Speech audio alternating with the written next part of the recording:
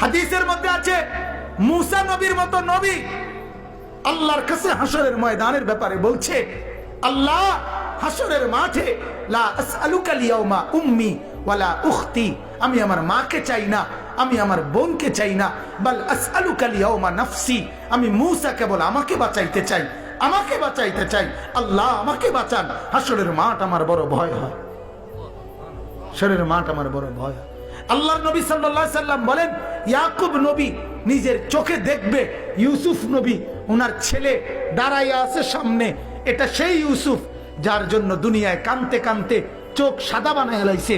সেদিন হাসরের ময়দানে নবী বলেন, একবারের জন্য ইয়াকুব নবী বলবে না যে আল্লাহ আমার ছেলেটার কি হবে।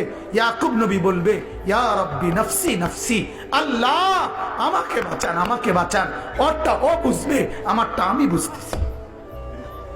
এটারে হাসরের মাঠ বলে। বাজার এই মুসলমান, আল্লাহর নবী সাল্লাল্লাহু আলাইহি ওয়াসাল্লাম হাসরের ময়দানের ব্যাপারে এতটা নবীজি নিজেও চিন্তা করতেন।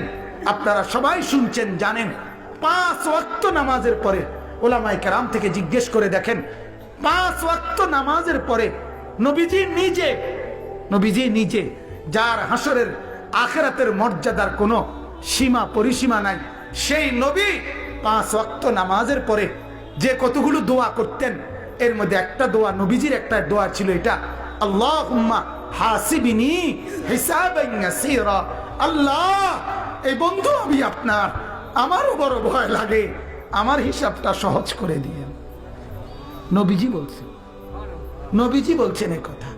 অথচ নবীকে আল্লাহ বলছে, ওয়ালাল আখিরাতু খায়রুল লাকা মিনাল উলা, বন্ধু দুনিয়াতে আপনাকে যা দিলাম, আখিরাতে যা দেব, এই দুনিয়ার গুলোর চাইতে ওইগুলো অনেক বেশি উত্তম, অনেক বেশি দামি। এরপরও নবী বলেন, আল্লাহ আমার ভয় হয় আমার হিসাব যেন সহজ হয়। অথচ আখিরাতে ওনার মর্যাদার কোনো সীমা পরিসীমা নাই। আল্লাহ তাআলা হাদিসে কুদসিতে বলছে, বন্ধু হাসরের মাঠ আমি আপনার মাঝে আর আমার মাঝে ভাগ করে নেব। কাসামতুল কিয়ামাতা বাইনি ওয়া বাইনাক, আমার মাঝে আর আপনার মাঝে কিয়ামতের দিনটাকে আমি ভাগ করব। আনা মালিকু ইয়াউমিদ্দিন আনতা সাহিবু ইয়াউমিদ্দিন, আমি হব কিয়ামতের দিনের মালিক, আপনি হবেন কিয়ামতের দিনের বাদশা। আপনি বলবেন আমি শুনবো, আপনি সুপারিশ করবেন আমি গ্রহণ করব, আপনি চাইবেন আমি দিতে থাকব।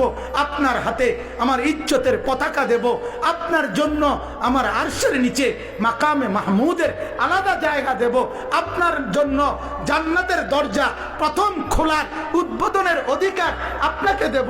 এত মর্যাদার পরেও নবী বলতেন, আল্লাহ তবুও ভয় হয় হিসাবটা সহজ করে। আপনি কেডা, আমি কে?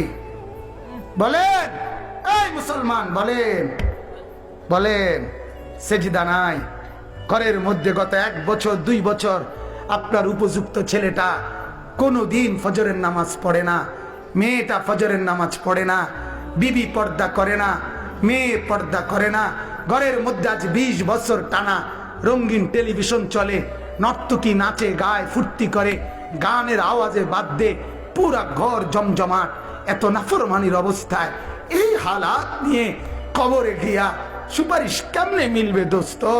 আখিরাতে নবীজির সামনে দাঁড়াবেন কিভাবে?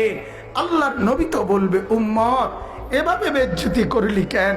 23 বছরে তোর আমার তায়েফের রক্তের কথা মনে নাই? আমার দামদাম শহীদের কথা মনে নাই? আমি 14 দিন পেটে পাথর বাঁধছিলাম ক্ষুধার কষ্টে, একথা কি মনে নাই? আমি 3 মাস চুলায় আগুন জ্বলে নাই, একথা কি উম্মত মনে নাই? আমার এত কষ্ট এত মেহনতকে এইভাবে নাফরমানি করে আমাকে তুচ্ছ তাচ্ছিল্য করলি, আমার দিনকে অপমানিত করলি।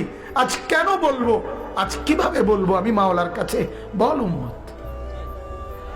কোরআনুল কারীমের সূরা নিসার মধ্যে আছে, ওয়াজিনা বিকা আলা হাউলা শাহীদা, আল্লাহ নবীকে বলছে, বন্ধু হাসরের দিন আমি আপনার হাতে আপনার উম্মতের আমলনামা তুলে দেব, আপনি পড়বেন, আপনি শোনাবেন, আপনি হিসাব করবেন, আপনি বলবেন, এরপরে আমি ফয়সালা দেব।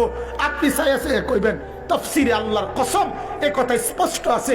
হযরত আব্দুল্লাহ ইবনে মাসউদ বলে, যেদিন নবীর সামনে এই আয়াত, এই ওয়াজিনা বিকা আলা হাউলা শাহীদা, সূরা নিসার এই আয়াত যেদিন পড়লাম, সেদিন হযরত আব্দুল্লাহ বলে নবীজি অজরে চোখের পানি ফেলে কাঁদছে আর কথা বলছে, উম্মত যদি পৃষ্ঠার পর পৃষ্ঠা গুনাহ আর নাফরমানি দেখি, আমি মাওলার সামনে পড়বো কেমনে, শোনাবো কেমনে, আল্লাহর কাছে বলবো কেমনে? এত বেইজ্জতি করলে উম্মত আমি হাসরে মুখ দেখাবো কেমনে? আল্লাহ আমাদেরকে বুঝার তৌফিক দান করুন।